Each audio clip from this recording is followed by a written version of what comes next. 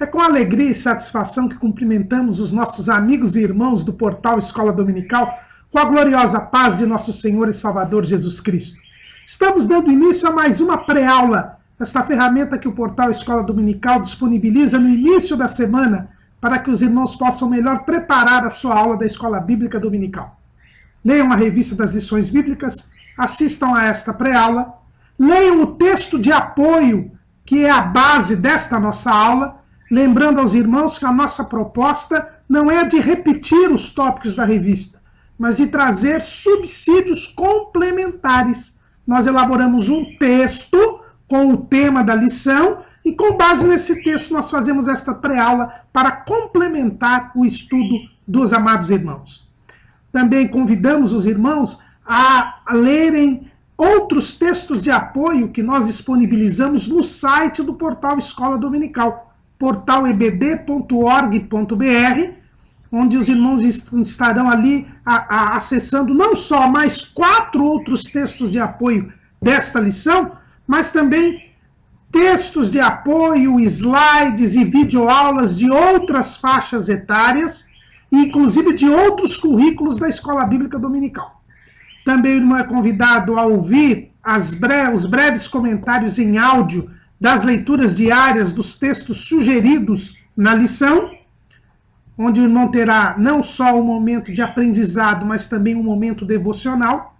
Se tiver alguma dúvida, acesse a sala dos professores do portal Escola Dominical, onde nós estaremos respondendo as suas dúvidas. E no sábado à noite, às 19 horas, horário de Brasília, o irmão é convidado a assistir a transmissão ao vivo aqui no canal do YouTube da aula do estudo preparatório dos professores e amigos da Escola Bíblica Dominical da Igreja Evangélica Assembleia de Deus, Ministério do Belém, na sede aqui em São Paulo, onde o irmão interativamente poderá elucidar as suas últimas dúvidas. Mas não deixe de comparecer à Escola Bíblica Dominical. A Escola Bíblica Dominical é a igreja local reunida, ensinando enquanto evangeliza e evangelizando enquanto ensina. Neste quarto trimestre de 2017, nós estamos estudando o tema A Obra da Salvação. Jesus Cristo é o caminho, a verdade e a vida. O nosso comentarista é o pastor Clayton Ivan Pomerening, que é o diretor das faculdades Refidim, que é a Escola Teológica das Assembleias de Deus em Joinville, no estado de Santa Catarina. E hoje estaremos estudando a lição de número 13, que não é a última lição, porque neste trimestre nós temos 14 domingos, então nós estaremos estudando 14 lições. Mas hoje estaremos finalizando os atos do processo da salvação. Hoje a lição de número 13 tem como título Glorificados em Cristo. Hoje estaremos estudando a glorificação, que é o último estágio do processo da salvação. Mas antes, eu gostaria aqui de desejar a todos os nossos irmãos e amigos que têm nos acompanhado aqui no portal Escola Dominical, queremos desejar aos irmãos um Feliz Natal, que o nascimento de Cristo seja celebrado dentro do seu escopo, do seu objetivo, que é lembrar que o Verbo se fez carne para nos salvar. Nós estamos estudando a doutrina da salvação e o nascimento de Jesus é a demonstração deste plano da salvação, do cumprimento da salvação. Paulo escreve lá em Gálatas 4:4, e vindo a plenitude dos tempos, Deus enviou seu Filho, nascido de mulher, nascido sob a lei. E este envio de Jesus ao mundo é que nós celebramos no Natal. Sabemos que o Natal não ocorreu, o nascimento de Jesus não ocorreu em dezembro, mas o mundo todo celebra este nascimento.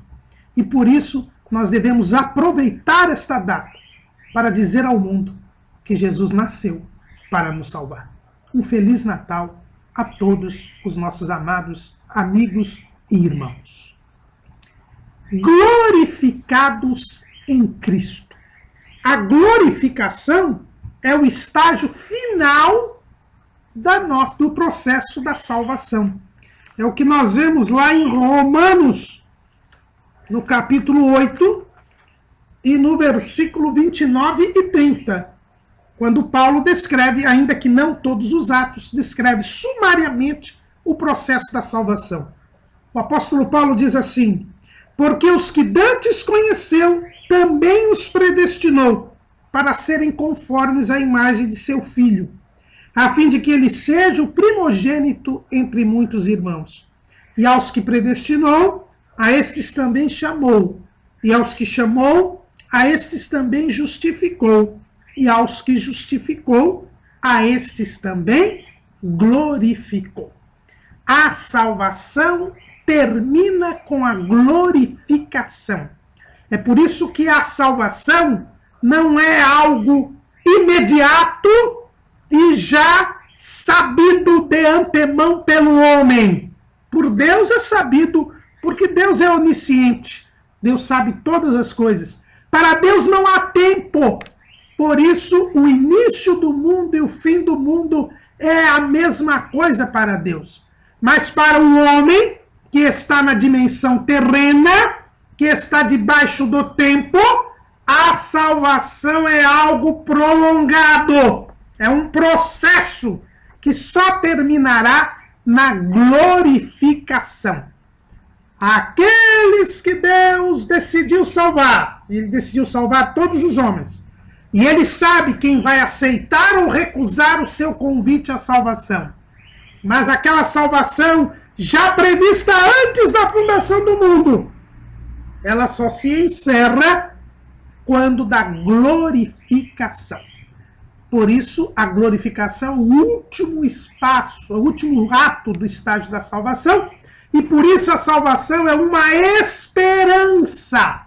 Não existe esta coisa, uma vez salvo, salvo para sempre. A salvação é uma esperança. Nós estamos esperando a glória de Deus. É o que Paulo diz lá em Romanos, no capítulo 5, quando ele fala mais uma vez do processo da salvação. Aliás, os irmãos sabem, e nós já estudamos aqui no ano passado a Epístola aos Romanos, e os irmãos lembram que a Epístola aos Romanos é um tratado a respeito da salvação. E Paulo diz assim em Romanos capítulo 5, sendo, pois, justificados pela fé, temos paz com Deus por nosso Senhor Jesus Cristo, pelo qual também temos entrada pela fé a esta graça. Os irmãos estão vendo? Paulo diz que pela graça nós entramos na salvação, pela fé, na qual estamos firmes, e nos gloriamos na esperança da glória de Deus.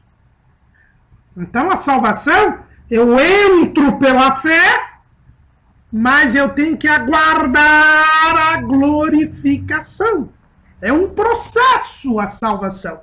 A nossa declaração de fé, a declaração de fé da CGADB, diz o seguinte, lá no seu capítulo 10 e no versículo... No capítulo 10, não tem versículo, no item 2, né? O capítulo 10 e no item 2 da nossa declaração de fé, que está na página 111, diz assim, no ato da aceitação, o pecador é imediata e simultaneamente salvo, justificado e adotado como filho de Deus. A partir daí, entra no processo de santificação até a sua glorificação final no dia de Cristo. Então, há um processo, né? E a nossa declaração de fé cita, para confirmar essa sua afirmação, 2 aos Coríntios 3 e 18. Paulo diz assim, mas todos nós com cara descoberta, refletindo como um espelho a glória do Senhor, somos transformados de glória em glória na mesma imagem como pelo Espírito do Senhor. Então, não há dúvida alguma que há um prolongamento deste processo da salvação e, como nós já estudamos aqui em lição anterior, através da santificação, e nós vamos ficando cada vez mais parecidos com Cristo, cada vez mais glorificando a Deus através do nosso comportamento, da nossa semelhança com Jesus, até aquele dia em que Jesus irá se manifestar. E nós, então, seremos glorificados. O apóstolo João, para não ficar só em Paulo, o apóstolo João também diz isso. Lá em 1 de João, capítulo 3, versículo 2. Amados, agora somos filhos de Deus, e ainda não é manifestado o que havemos de ser. Mas sabemos que, quando Ele se manifestar, seremos semelhantes a Ele, porque assim como é, o veremos. E qualquer que nele tem esta esperança, purifica-se a si mesmo, como também ele é puro. A salvação é uma esperança, porque ela só se conclui na glorificação. E é por isso que se pode perder a salvação. Se você não perseverar até o fim, e este fim é a glorificação, você não será salvo. A perda da salvação é uma realidade, não é verdade. Este uma vez salvo, salvo para sempre. A salvação é uma esperança da glória de Deus. E eu só verei a glória de Deus, eu só verei o Senhor. Agora eu sou filho de Deus. Ainda não é manifestado o que eu hei de ser, mas quando Ele se manifestar, então quando Ele se manifestar, nós seremos semelhantes a Ele, porque nós seremos glorificados. E assim como Ele é, nós o veremos. E quando Ele vier, para que eu o veja, é preciso que eu me santifique. Porque a Bíblia diz que sem a santificação, ninguém verá o Senhor. Para sabermos o que é a glorificação, é preciso que nós saibamos o que é a glória. Porque glorificar é ficar glorioso, é colocar na glória, é pôr na glória. O que é glorificação? É colocar na glória. Mas o que é glória? O que é glória? A gente fica dando glória a Deus. O que é glória? O que quer dizer a palavra glória? Se nós formos à Bíblia Online da Sociedade Bíblica do Brasil, ela define glória, dá 3 definições de glória. Em primeiro lugar, glória é honra ou louvor dado a coisas, a pessoas ou a Deus. É nesse sentido que nós fazemos glória a Deus, glória, aleluia, né? Glória, aleluia, glória a Deus. Foi neste sentido que os anjos, no dia do nascimento de Jesus, eles disseram, não é? Lá em Lucas capítulo 2, versículo 30,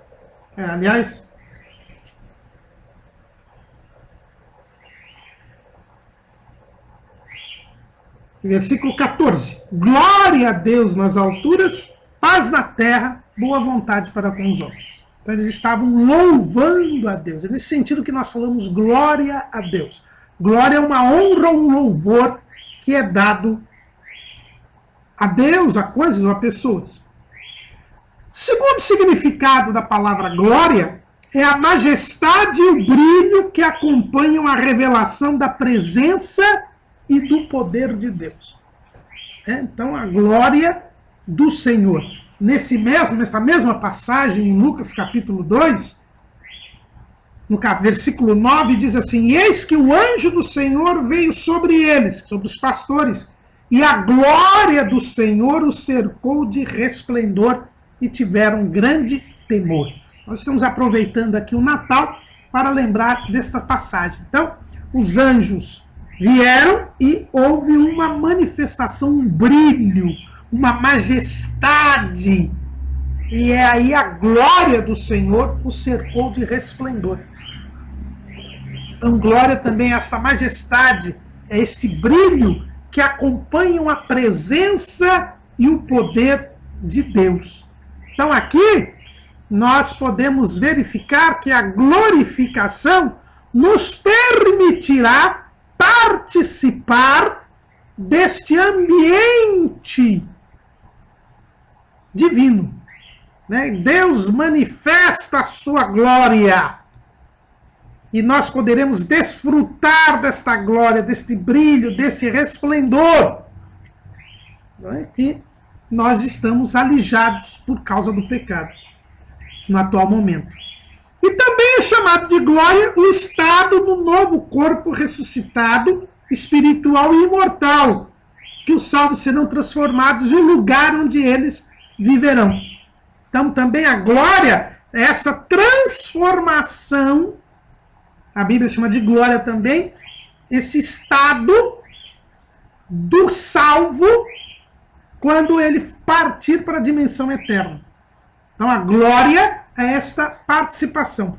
Na nossa declaração de fé, também no capítulo 10, no item 3, na página 112, está escrito assim: a glorificação é a derradeira etapa da nossa salvação em Cristo Jesus.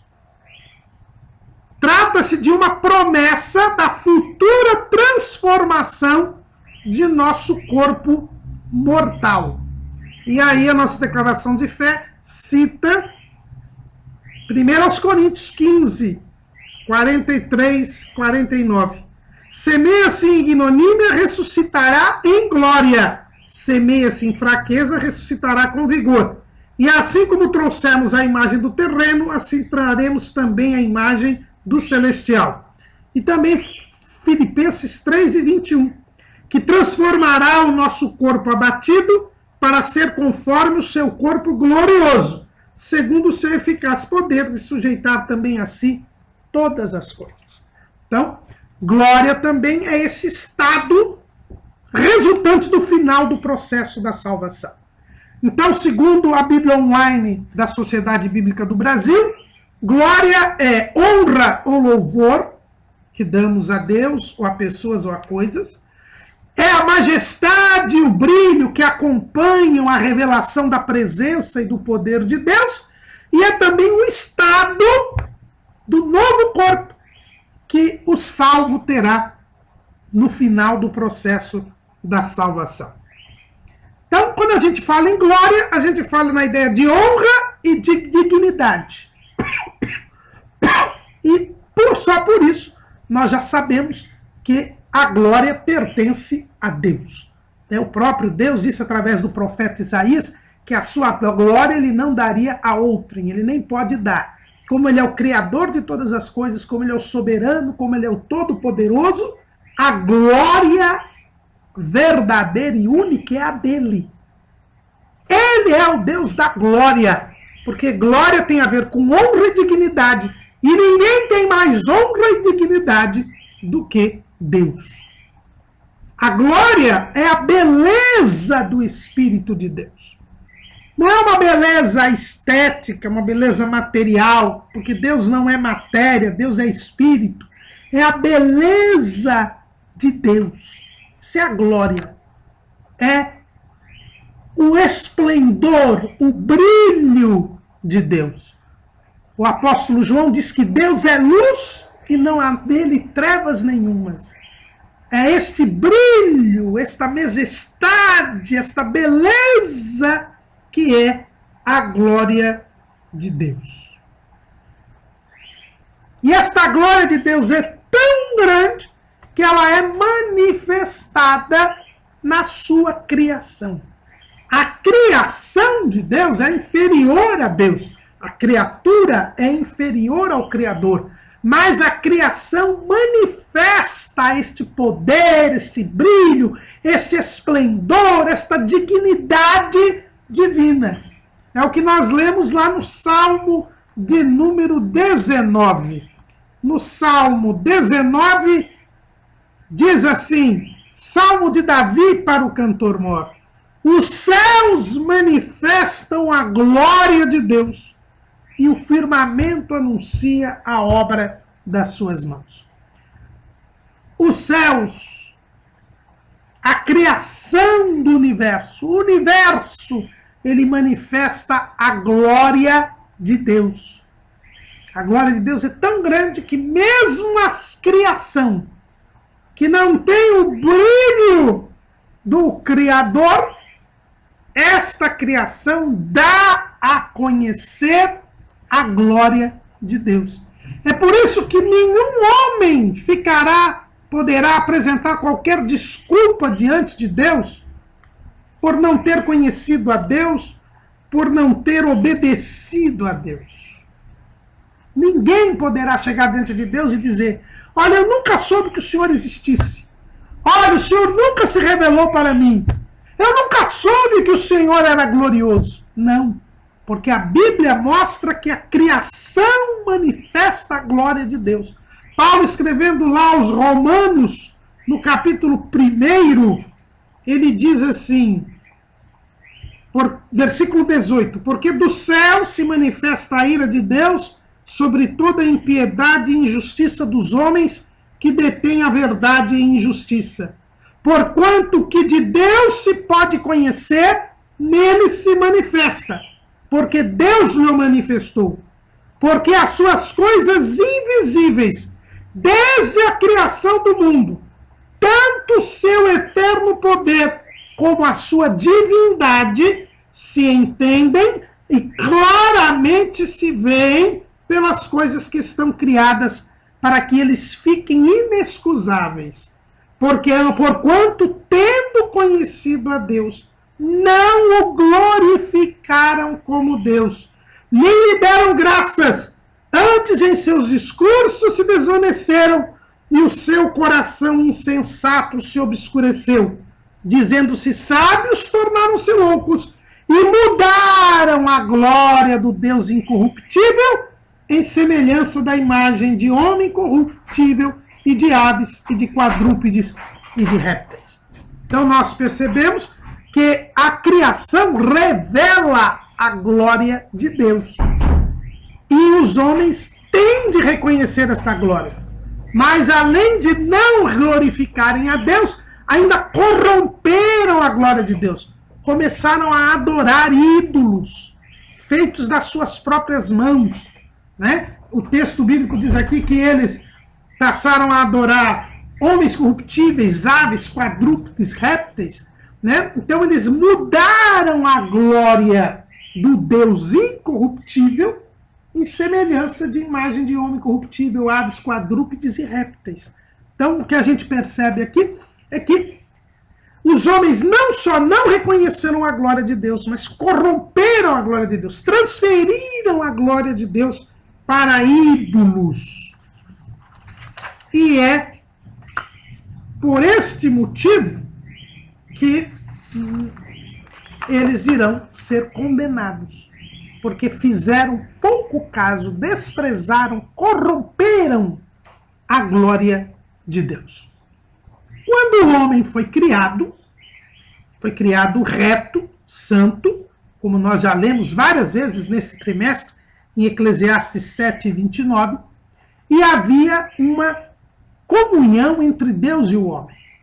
E por isso o homem desfrutava, compartilhava da glória de Deus. A Bíblia diz que em toda viração do dia, o Deus vinha ao encontro do homem. Se Deus vinha ao encontro do homem em toda a viração do dia, o que nós entendemos? Entendemos que ele compartilhava da glória de Deus. Porque quando nós vimos aqui, a glória é a majestade e o brilho de Deus. A majestade e o brilho de Deus, quando ele se revela a sua presença, quando ele se faz presente, quando ele revela o seu poder. Então, o homem, ele compartilhava da glória de Deus.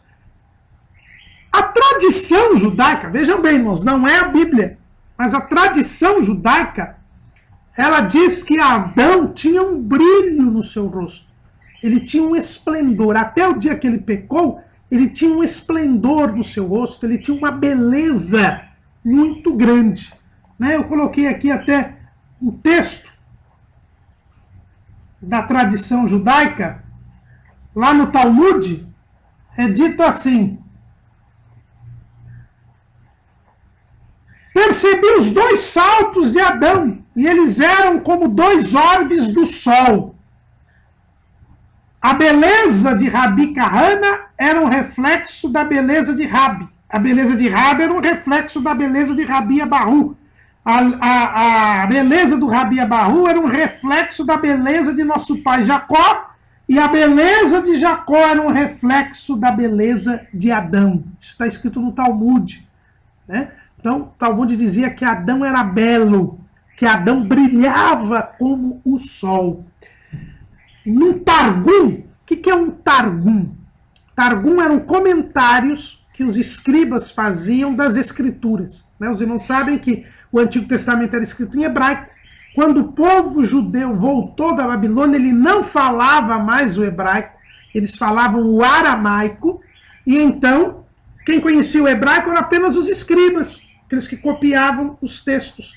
Então, eles liam o texto em hebraico, e depois ensinavam o povo em aramaico nas sinagogas.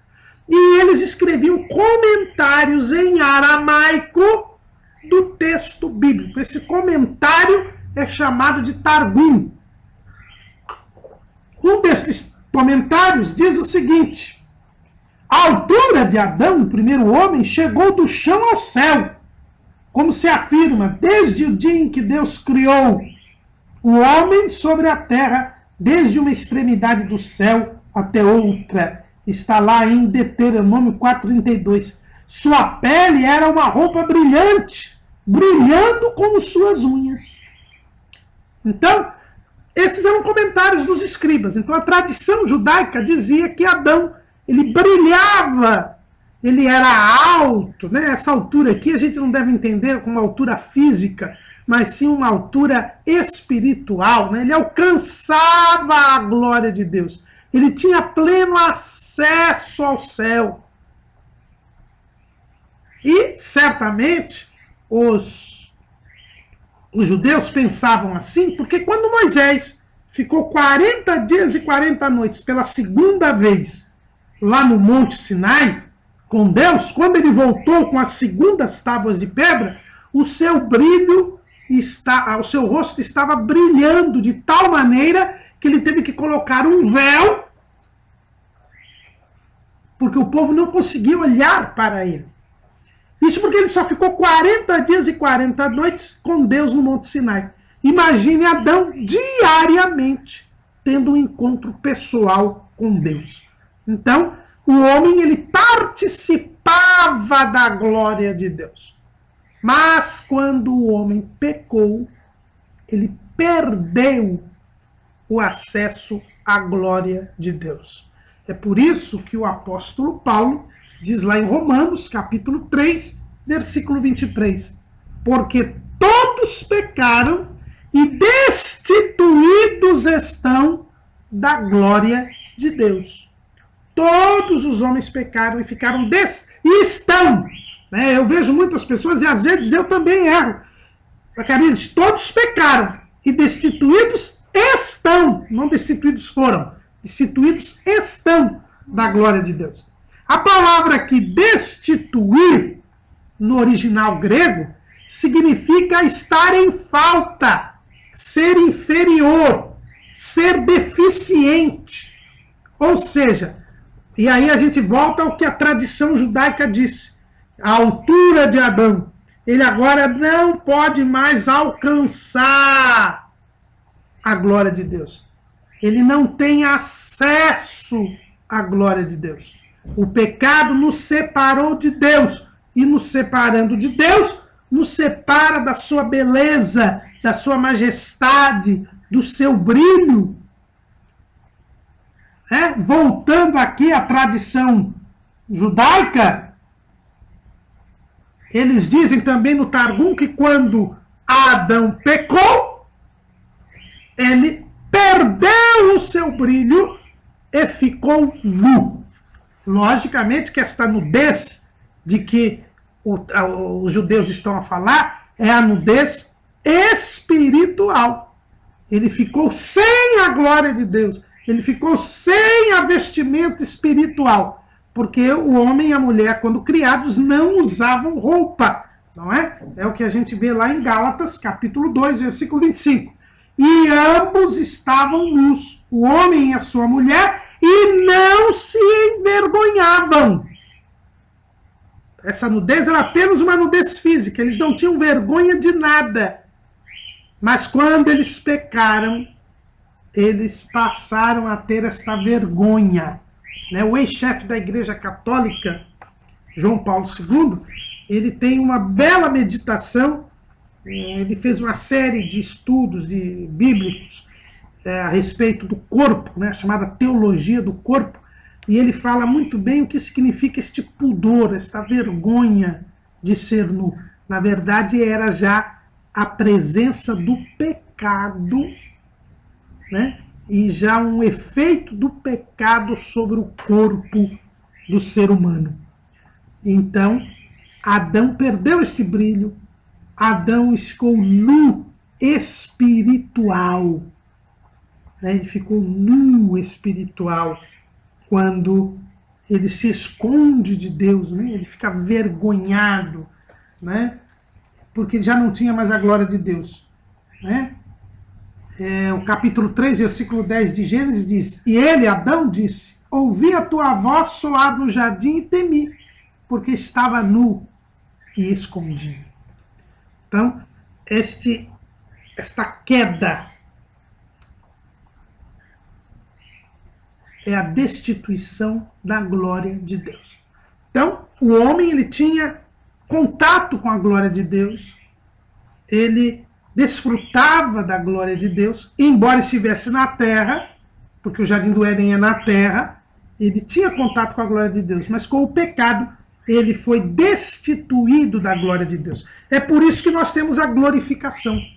A salvação, nós já vimos, é a restauração da amizade entre Deus e o homem. Foi isso que Jesus veio fazer, para que todos sejam um, como tu, ó Pai, és um comigo e eu em ti. Que eles sejam um em nós. Então agora nós temos que recuperar a unidade. E para recuperar a unidade, a glorificação é uma necessidade. O homem compartilhava da glória de Deus, pecou, destituído está da glória de Deus. Como Jesus veio desfazer as obras do diabo, como Jesus veio restaurar a amizade entre Deus e o homem, a glória tem que ser restaurada. A participação do homem na glória de Deus tem de ser restaurada. Esta destituição da glória de Deus, ela, feita em razão do pecado, ela é demonstrada em várias passagens das Escrituras. Nós vemos que Deus manifesta a sua glória, mas o homem sempre está separado desta glória. Deus, ele é glorioso. A Bíblia diz que ele é vestido de glória e majestade. Lá no Salmo 104, versículo 1, é dito: Bendiz, ó minha alma, ao Senhor, Senhor Deus meu, tu és magnificentíssimo, estás vestido de glória e de majestade.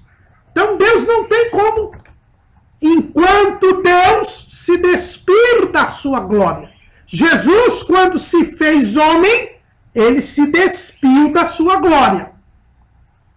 Ele deixou a sua glória.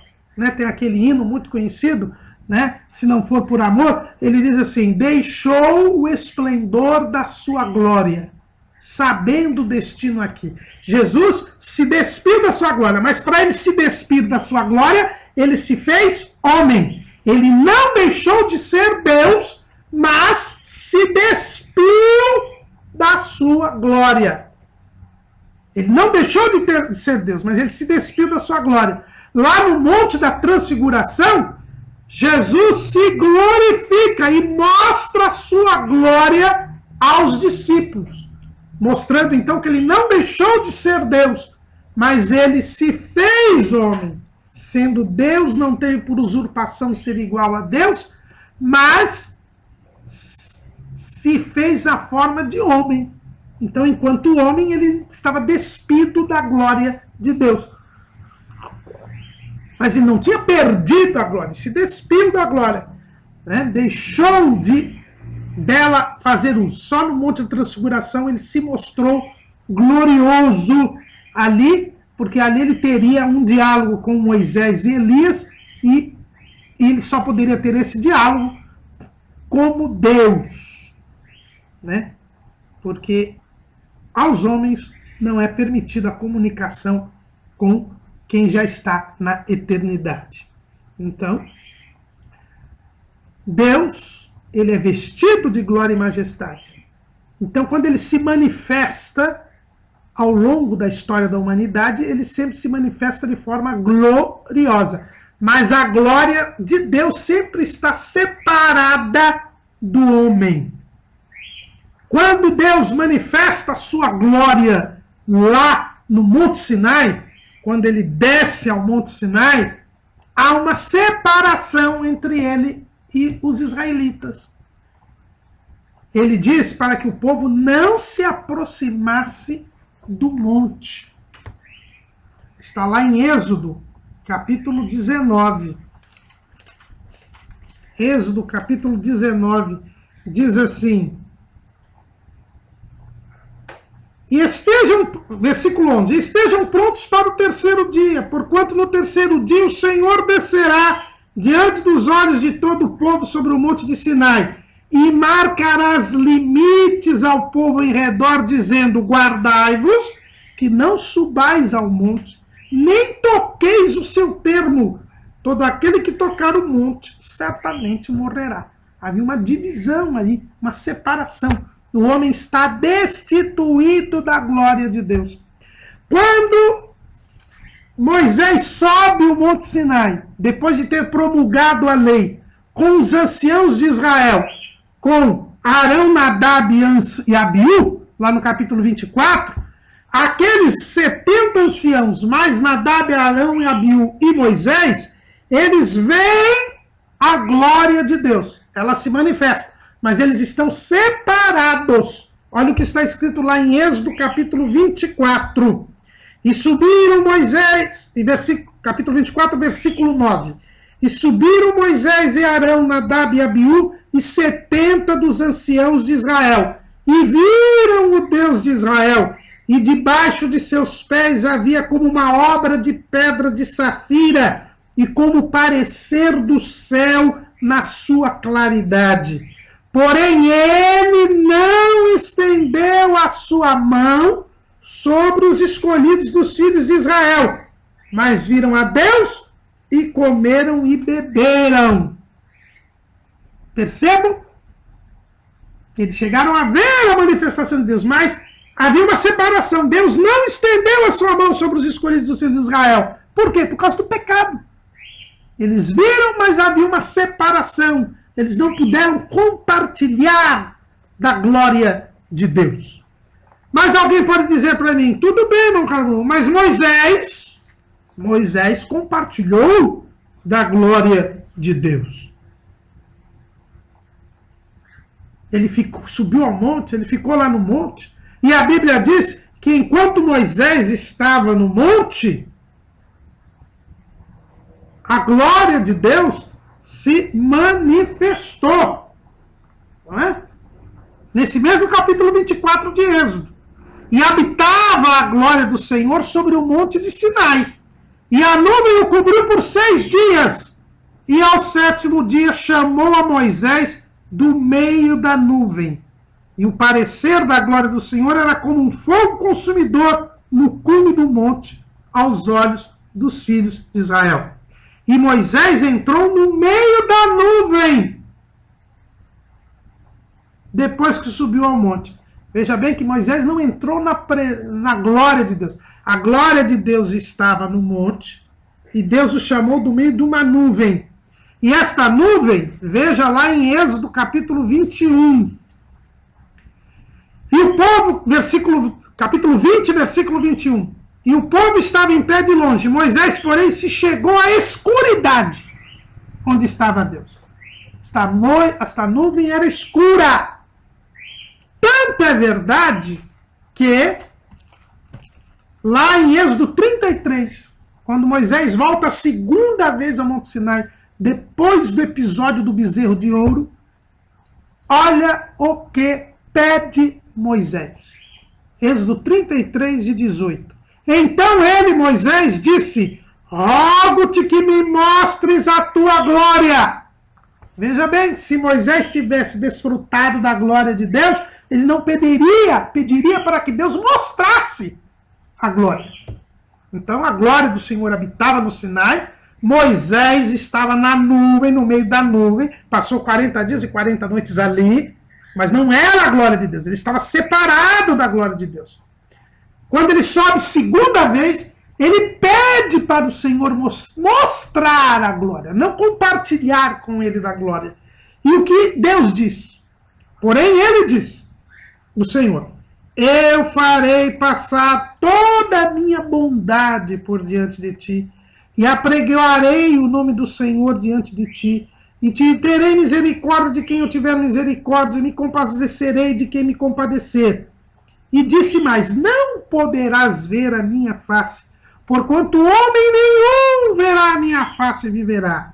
Disse mais o Senhor: eis aqui um lugar junto a mim, ali te porás sobre a penha, e acontecerá quando a minha glória passar, te porei numa fenda da penha, e te cobrirei com a minha mão, até que eu haja passado. E havendo eu tirado a minha mão, me verás pelas costas, mas a minha face não verá. Então, Moisés teve apenas um vislumbre da glória de Deus. Isso já foi suficiente para que quando ele descesse do monte, o seu rosto estivesse brilhando e o povo não tivesse condições de ouvir, de ver a face de Moisés, e Moisés tenha que ter coberto com um rosto, com um véu, o seu rosto, por causa do brilho, só dele ter tido um vislumbre da glória de Deus. Mesmo assim, foi uma experiência singular, porque a própria Bíblia Sagrada diz lá em Deuteronômio, capítulo 34, versículo 10. E nunca mais se levantou em Israel profeta algum como Moisés, a quem o Senhor conhecera cara a cara. Apesar desta experiência não ser o compartilhamento da glória, foi o homem que mais se aproximou da glória de Deus. Na fenda de uma pedra, ele pôde ver a glória de Deus passar sobre ele. E ele já ficou com um rosto brilhante. Mas, de qualquer maneira, vejam bem que quando Moisés desce, ele é obrigado a colocar um véu sobre o seu rosto. E ele só tirava o véu quando ele entrava na presença de Deus. E esse brilho não foi para sempre, irmãos, foi temporário. Isso a gente sabe lá de 2 aos Coríntios, capítulo 3.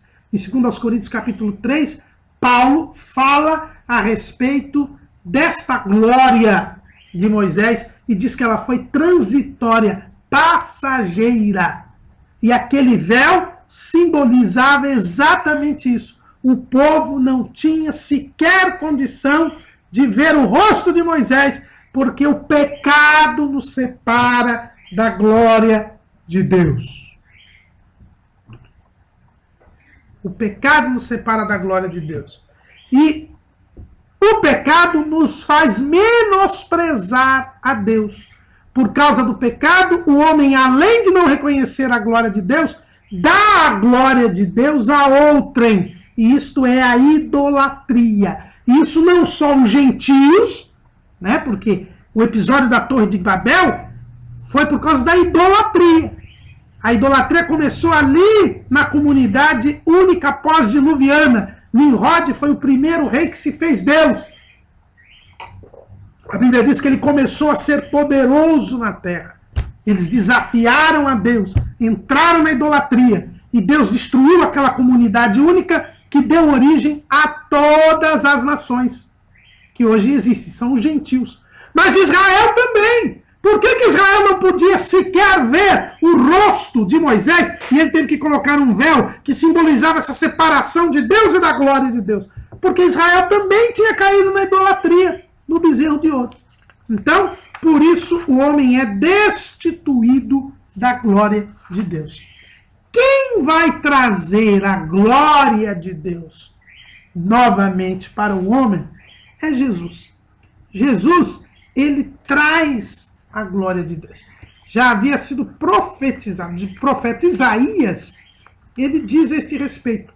Lá em Isaías 46:13, ele diz assim: faço chegar a minha justiça e não estará ao longe, e a minha salvação não tardará, mas estabelecerei em Sião a salvação e em Israel a minha glória.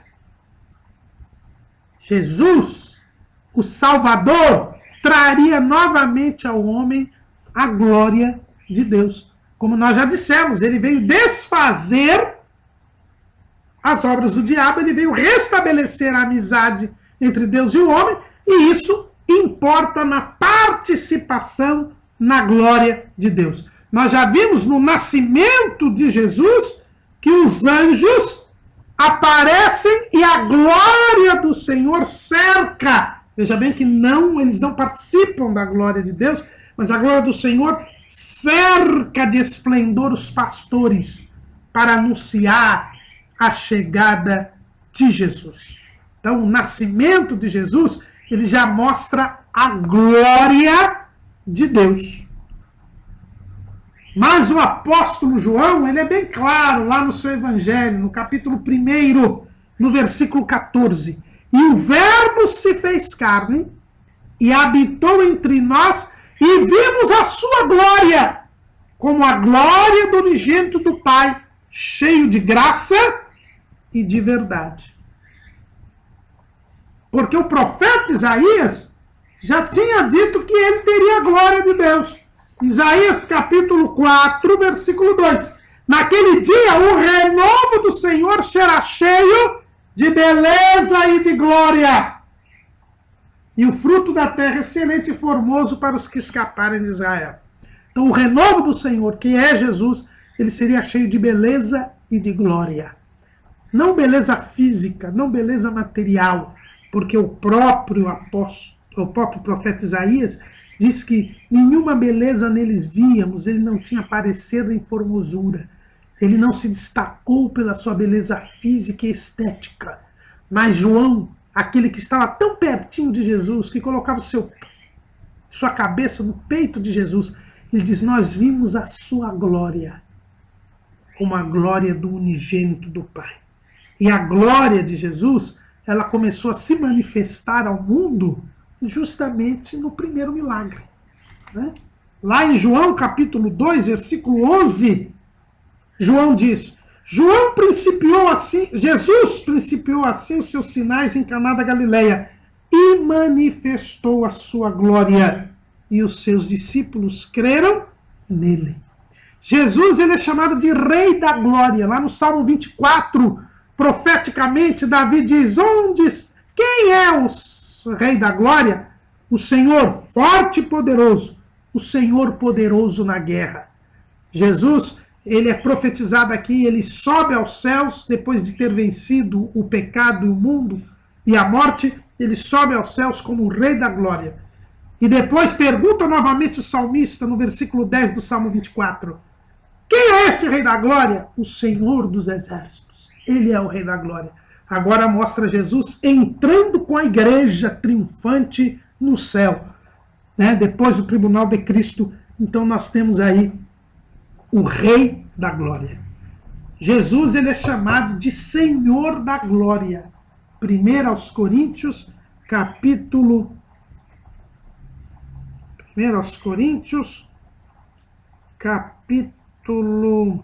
2, versículo 8. A qual nenhum dos príncipes deste mundo conheceu, porque se a conhecessem, nunca crucificariam ao Senhor da Glória. Então Jesus é o Rei da Glória, Jesus é o Senhor da Glória. Né? Lá em Tiago 2:1, também é bom nós lermos aqui, nós temos também a afirmação de que Jesus é o Senhor da Glória. Olha o que diz Tiago. Meus irmãos, não tenhais a fé de nosso Senhor Jesus Cristo, Senhor da glória, em acepção de pessoas. Então Jesus trouxe a glória. Só com Jesus nós podemos compartilhar da glória de Deus. Por quê? Porque Ele é o Rei da glória, Ele é o Senhor da glória. Então, a glorificação é esse estágio em que nós iremos participar da glória de Deus. Agora, para nós participarmos da glória de Deus, nós temos que ser semelhantes a Cristo. Porque Cristo é o homem sem pecado que recebeu a glorificação. Jesus morreu, ressuscitou, e quando ele ressuscita num corpo glorificado. A ressurreição de Jesus foi a sua glorificação. Veja lá em João, capítulo 7, versículo 39. 38 e 39. Quem crê em mim, como diz a Escritura, rios d'água viva correrão do seu ventre. E isto disse ele do Espírito que haviam de receber os que nele crescem, porque o Espírito Santo ainda não fora dado, por ainda Jesus não ter sido glorificado. Então, João diz que o Espírito Santo só seria dado aos seus discípulos quando Jesus fosse glorificado. E quando foi que o Espírito Santo foi dado aos seus discípulos? Na tarde do domingo da ressurreição. Lá no capítulo 20 de João, você encontra no versículo 19. Chegada, pois, a tarde daquele dia, que dia? O versículo 1 diz, no primeiro dia da semana, Maria Madalena foi ao sepulcro de madrugada, sendo ainda escuro, e viu a pedra tirada do sepulcro. Então, no dia da ressurreição, na tarde daquele dia, o que fez Jesus? Versículo 22. E havendo dito isto, assopou sobre eles e disse, recebei o Espírito Santo. Então o Espírito Santo foi recebido pelos discípulos na tarde do domingo da ressurreição. Por quê? Porque no dia da ressurreição, Jesus foi glorificado.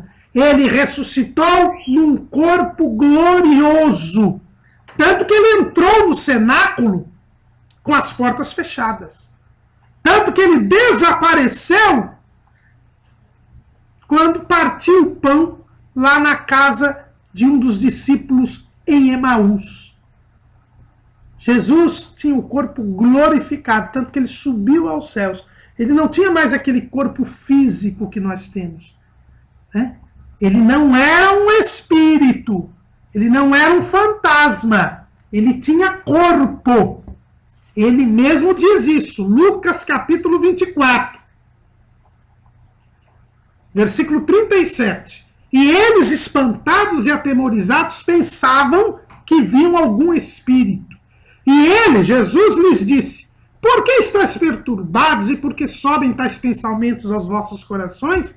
Vede as minhas mãos e os meus pés, que sou eu mesmo. Apalpai-me e vede, pois um espírito não tem carne nem ossos, como vedes que eu tenho. E dizendo isto, mostrou-lhes as mãos e os pés.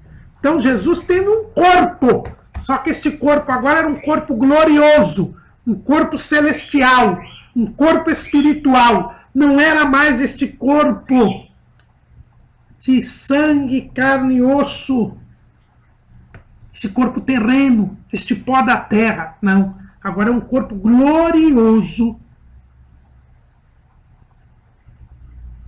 E nós, quando cremos em Jesus, como diz Paulo, no versículo que a gente começou a lição, diz que ele nos predestinou para sermos conformes à imagem do seu Filho. Então, cada dia nós estamos mais parecidos com Jesus. Cada dia, como diz 2 Coríntios 13:18, nós somos transformados de glória em glória. Na santificação, nós vamos ficando cada vez mais parecidos com Jesus. É por isso que os discípulos eram chamados em Antioquia de cristãos, ou seja, parecidos com Cristo, semelhantes a Cristo, pequenos cristos. Cada dia nós vamos crescendo espiritualmente, até o dia que atingiremos a estatura completa de Cristo, a varão perfeito. E este dia qual é? É o dia da glorificação. Aí nós seremos semelhantes a Ele, como diz João, e nós teremos um corpo glorioso. Já que hoje nós somos a luz do mundo, nós já temos o brilho de Jesus na nossa vida. Nós já somos, como diz Paulo lá em Filipenses, capítulo 2, versículo 15, para que sejais irrepreensíveis e sinceros, filhos de Deus inculpáveis no meio de uma geração perversa, corrompida e perversa, entre a qual resplandeceis como astros no mundo. Nós já temos um brilho moral, um brilho espiritual. Nós já somos diferentes dos homens, nós já somos luzes do mundo, nós já brilhamos pelo nosso porte, pelo nosso testemunho, já temos autoridade espiritual em nossas vidas, e isto vai aumentando cada vez mais, né? Porque, como diz o proverbista, né, o justo, ele brilha mais e mais como a aurora até ser dia perfeito. O justo, ele brilha cada dia como a luz da aurora. A luz da aurora, a aurora é o amanhecer. Então, no amanhecer, nós vamos perceber que o amanhecer, ele é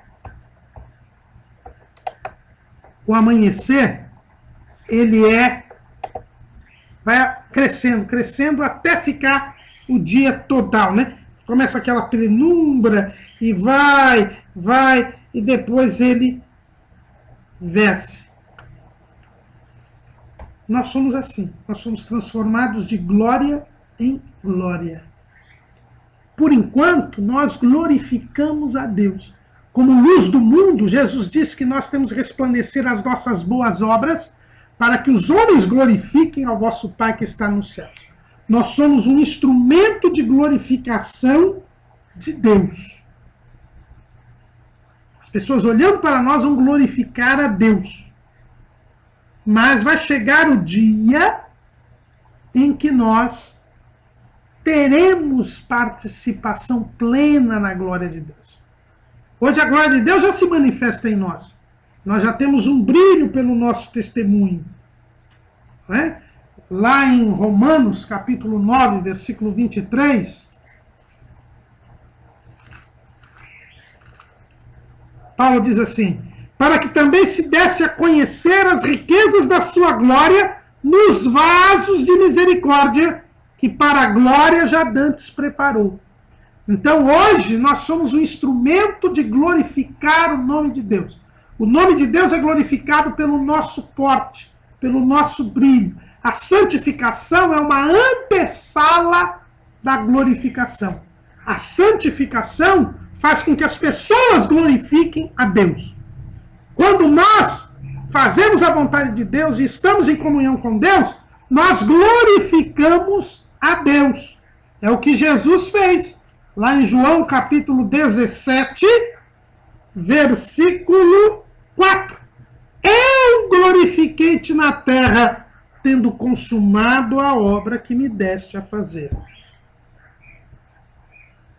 E ainda no versículo 1 desse capítulo 17, Jesus disse: glorifica teu filho, para que o teu filho te glorifique a ti. É chegada a hora. Glorifica o teu filho, para que também o teu filho te glorifique a ti.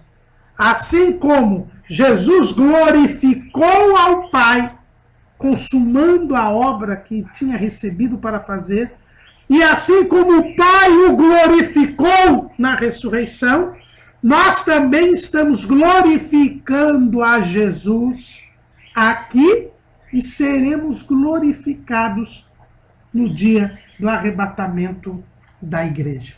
Então nós já estamos numa preparação para a glorificação, que é a santificação.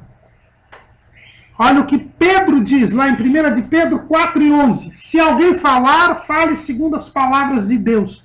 Se alguém administrar, administre segundo o poder que Deus dá, para que em tudo Deus seja glorificado por Jesus Cristo, a quem pertence a glória e o poder para todo sempre. A glória pertence a Jesus. Nós aqui estamos glorificando a Jesus, mas Jesus dará da sua glória para nós no dia do arrebatamento da igreja. Tudo que nós fazemos, irmãos, nós devemos fazer para a glória de Deus. 1 Coríntios, capítulo 10, versículo 31.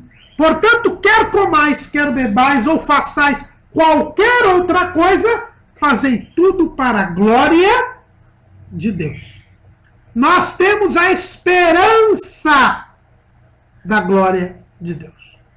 Esta esperança.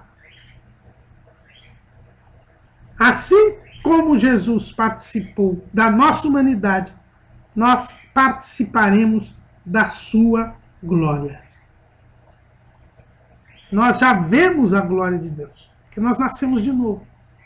Nós já vemos a glória de Deus. Nós estamos esperando a glória de Deus. Eu já li aqui em Romanos, capítulo 5. E Deus nos chama, a salvação é um chamado para a glória de Deus. 1 Tessalonicenses, capítulo 2, versículo 12. Para que vos conduzisseis dignamente para com Deus, que vos chama para o seu reino e glória. Lá em 1 de Pedro, capítulo 5, versículo 10, olha o que Pedro diz para os presbíteros, aliás, para todos nós. E o Deus de toda graça, que em Cristo Jesus vos chamou à sua eterna glória, depois de haver padecido um pouco, Ele mesmo vos aperfeiçoará, confirmará, fortificará e fortalecerá.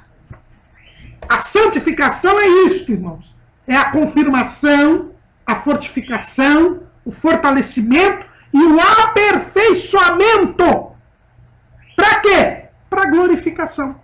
Então a salvação só termina na glorificação. Nós só temos que almejar a glorificação. E nós seremos glorificados como Jesus foi glorificado. Paulo, lá em Romanos, capítulo 8, versículo 18, ele diz assim: porque para mim tenho por certo que as aflições deste tempo presente não são para comparar com a glória que em nós há de ser revelada. Nós mesmos seremos glorificados, assim como Jesus foi glorificado. Jesus foi recebido na glória. Lá 1 Timóteo, capítulo 3, versículo 16. E sem dúvida alguma, grande é o mistério da piedade. Aquele que se manifestou em carne, foi justificado em espírito, visto dos anjos, pregado aos gentios, crido no mundo e recebido acima na glória. Nós também, que seguimos as pisadas de Jesus, também seremos recebidos na glória. Agora, para nós recebermos a Jesus Cristo, que é a esperança da glória, por isso que nós estamos esperando Jesus, porque Jesus nos trará a glória. Jesus é a esperança da glória. Colossenses, capítulo 1, versículo 27. As quais Deus quis fazer conhecer com as riquezas da glória deste mistério entre os gentios, que é Cristo em vós, esperança da glória. Eu e você estamos esperando Jesus, porque Jesus nos trará a glória, e a glorificação é o final do nosso processo da salvação. Em 2 Coríntios, capítulo 5, versículo 1 e 2, Paulo diz assim: porque sabemos que se a nossa casa terrestre deste tabernáculo se desfizer, temos de Deus um edifício, uma casa não feita por mãos, eterna nos céus. E por isso também gememos, desejando ser revestidos da nossa habitação, que é do céu. Se todavia, estando vestidos, não formos achados nus. Nós não estamos mais nus como estava Adão quando pecou, espiritualmente falando.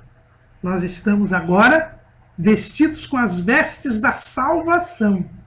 E eu preciso manter estas vestes da salvação com a santificação, deixando que Deus me confirme, me fortaleça, me fortifique, me aperfeiçoe, para que naquele dia eu possa ser revestido de glória. E como se dará a glorificação? É o que Paulo está dizendo aqui. Esta minha casa terrestre, que é este meu corpo, vindo do pó da terra, ele se transformará num corpo glorioso. Um corpo que não terá sangue. Não é um espírito, é um corpo. Jesus disse, olha, vede que eu tenho carne e ossos. Carne, que ele disse, não era uma carne igual a carne terrena, porque agora ele tem um corpo incorruptível. É o que Paulo explica lá em 1 Coríntios capítulo 15. Ele diz assim, o primeiro homem da terra é terreno, o segundo homem, o Senhor, é do céu. Versículo 47 do capítulo 15 de 1 Coríntios. Qual o terreno, também são os terrenos, e qual o celestial, também são os celestiais. E assim como trouxemos a imagem do terreno, que é a imagem do Adão caído, sem brilho, separado da glória de Deus, cujo corpo, que é pó, volta ao pó, assim traremos a imagem do celestial. Este corpo de Jesus que ressuscitou, que é um corpo glorioso, que não morre mais, que não fica velho, que não se submete às leis da física. E agora, digo isso, irmãos, que a carne e o sangue não podem herdar o reino de Deus, nem a corrupção herda a incorrupção. O que é corruptível se revista da incorruptibilidade, o que é mortal se revista da imortalidade. Nós teremos um corpo celestial, um corpo espiritual, um corpo que não fica mais velho, um corpo que tem o brilho do céu, o brilho da majestade de Deus, um corpo que não envelhece, que não fica doente. Este será o novo corpo que nós teremos. E este é o corpo que nos fará terminar o processo da salvação. Porque nós, quando aceitamos Jesus, nós somos livres do poder do pecado. O pecado não dominará mais sobre vós, diz a Bíblia.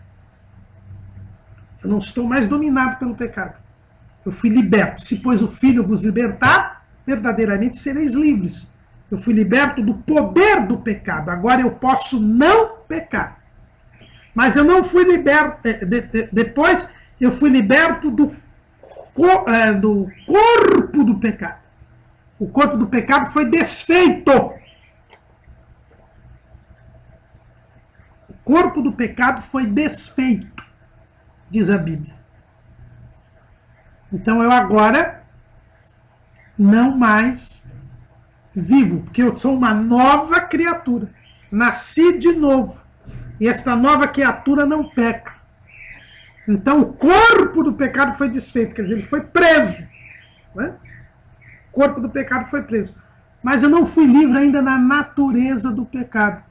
Existe entre mim uma luta entre a carne, que é a natureza do pecado, e o espírito. Mas no dia da glorificação, a natureza do pecado desaparecerá. E aí, então, eu posso dizer que eu fui salvo e salvo para sempre. Porque quando ele se manifestar, nós estaremos com ele, seremos semelhantes a ele. Teremos o mesmo corpo de Jesus ressuscitado. Quem morreu, ressuscitará primeiro, diz a Bíblia. mas quem estiver vivo será transformado. E todos nos reuniremos nos ares para estar para sempre com o Senhor. Isto ocorrerá no arrebatamento da igreja. É por isso que o salvo clama pelo arrebatamento da igreja, porque ele quer a salvação. Ele deseja terminar o processo da salvação. É por isso que o Espírito e a esposa dizem: vem. E quem quiser, diga: vem. E quem quiser, venha e tome de graça da água da vida. É algo que está à disposição de todos. Quem quiser ser salvo, e que a Bíblia diz: espera Jesus. É por isso que a fé em Jesus nos faz pensar no céu. Porque quem entra na graça entra na esperança da glória de Deus. Todo crente está aguardando a volta de Jesus. Por quê? Porque com a volta de Jesus se completa a salvação.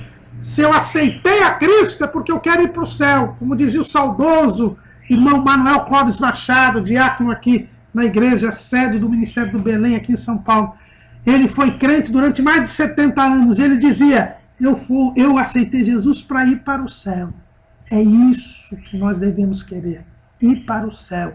Eu fico preocupado com pessoas que estão salvas e não querem saber do céu, não querem saber da vinda de Jesus. Esta era a esperança dos apóstolos.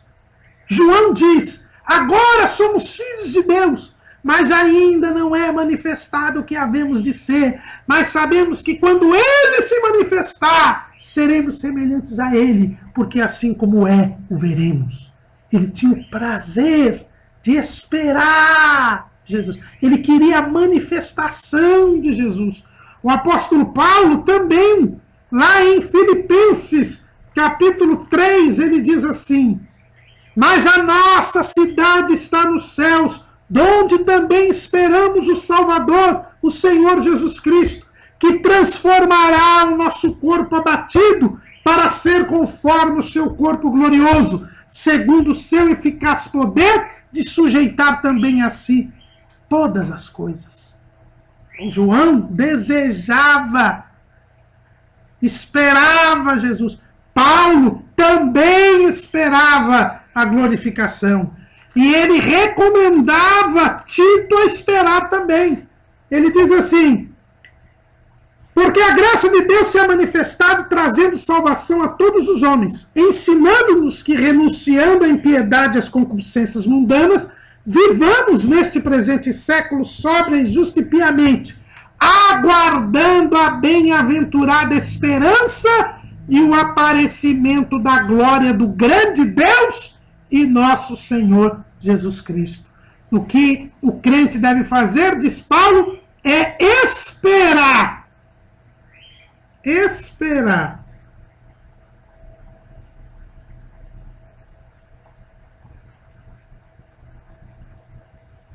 O aparecimento da glória do grande Deus e nosso Senhor Jesus Cristo. Então, Paulo, escrevendo aqui a Tito, ele deixa bem claro que a esperança dele era exatamente esta. A esperança de todo crente é a volta de Jesus. Irmãos, é por isso que nós temos um dado histórico bem compreensível. Os seguidores da doutrina da predestinação incondicional não falam muito de santificação e não falam da volta de Jesus. Aliás, nem creem que Jesus virá arrebatar a igreja. Eles só creem no juízo final. Por quê? Porque não tem essa esperança da glória de Deus. Porque não tem esta ideia do retorno de Cristo, o desejo da glorificação. E é esta fé verdadeira. A Bíblia diz que Abraão, ele tinha uma fé porque ele desejava a pátria celestial. Hebreus 11:9. Pela fé habitou Abraão, habitou na terra da promessa como em terra alheia, morando em cabanas com Isaac e Jacó, herdeiros com ele da mesma promessa, porque esperava a cidade que tem fundamentos, da qual o artífice e construtor é Deus. Versículo 16. Mas agora desejam isso, uma melhor, isto é, a celestial.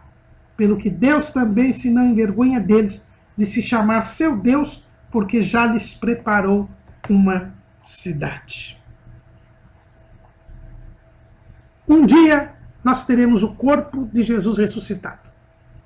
Um corpo glorioso, sem sangue, sem ser do pó da terra. E agora nós não estaremos como Adão.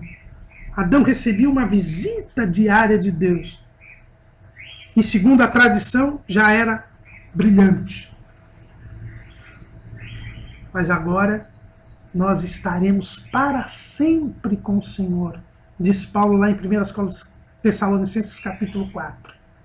E desfrutaremos da glória de Deus. A nova Jerusalém, ela é gloriosa. Diz lá no livro do Apocalipse, capítulo 21, versículo 2. E eu, João, vi a santa cidade, a nova Jerusalém, que de Deus descia do céu, adereçada com uma esposa ataviada para o seu marido. E ouvi uma grande voz do céu que dizia: eis aqui o tabernáculo de Deus com os homens, pois com eles habitará, e eles serão o seu povo, e o mesmo Deus estará com eles, e será o seu Deus. A glória de Deus. Lá no versículo 23 diz: e a cidade não necessita de sol, nem de lua, para que dela resplandeçam, porque a glória de Deus a tem alumiado, e o Cordeiro é a sua lâmpada, e as nações andarão à sua luz, e os reis da terra trarão para ela a sua glória e honra. E as suas portas não se fecharão de dia, porque ali não haverá noite. E a ela trarão a glória e honra das nações. Estaremos na glória, desfrutando da glória para todo sempre. Porque aí sim, com a glorificação, no dia do arrebatamento da igreja, nós estaremos para sempre com o Senhor. Nós temos a esperança da glória. Nós estamos aguardando Jesus? Se você estiver vivendo em santidade, você está se preparando para a glorificação. Amém.